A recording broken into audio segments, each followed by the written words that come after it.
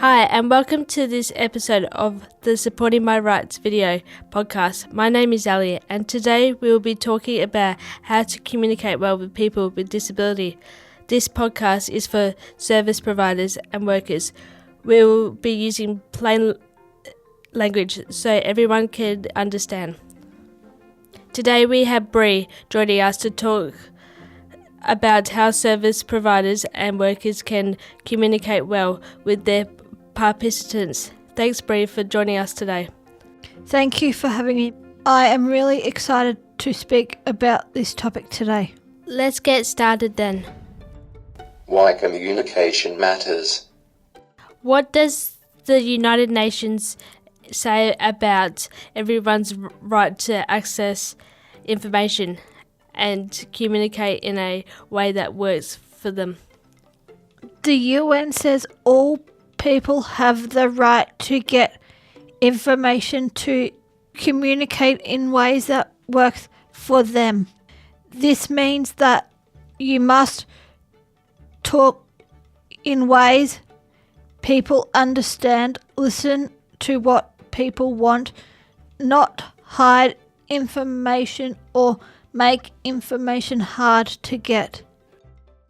This is called accessible communication. Your rights and responsibilities. The UN has something called a Convention of the Rights of People with Disabilities.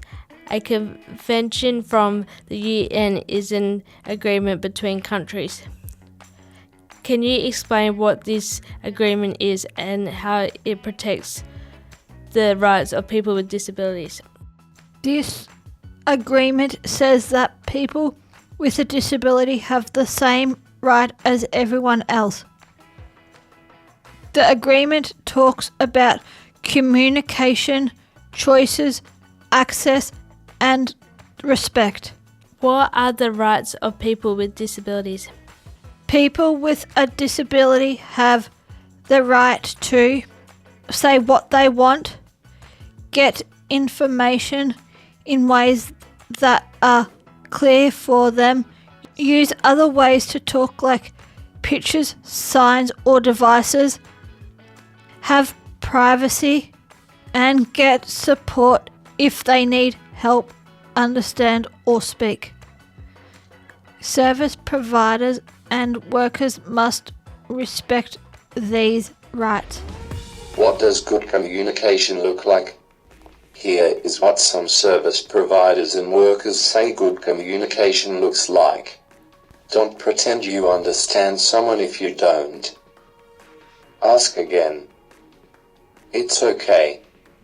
Respect people's choices. Don't push them into one option.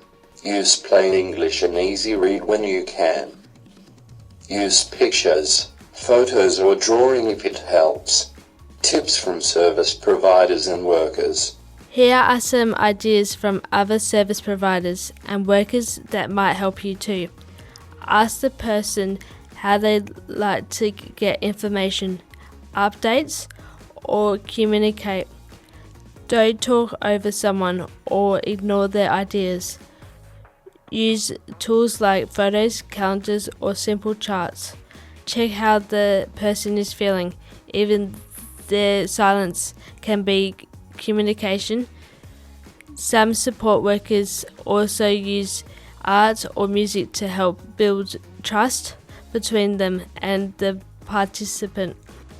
Close the loop. When someone gives feedback or complaints, tell them you heard them, act on it, go back and let them know what happened next.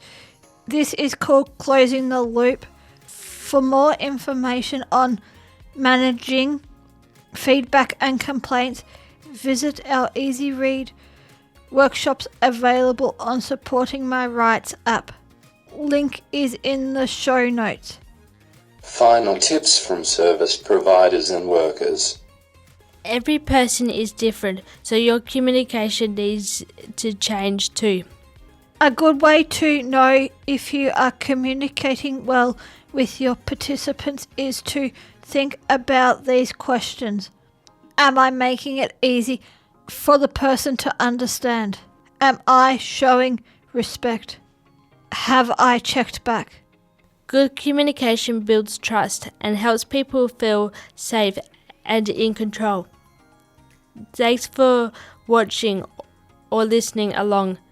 Remember that communication is a human right. Thanks for listening. For more information, visit Dundi's Quality and Safeguards Commission Worker Training Module, Supporting Effective Communication. Link will be in the show notes.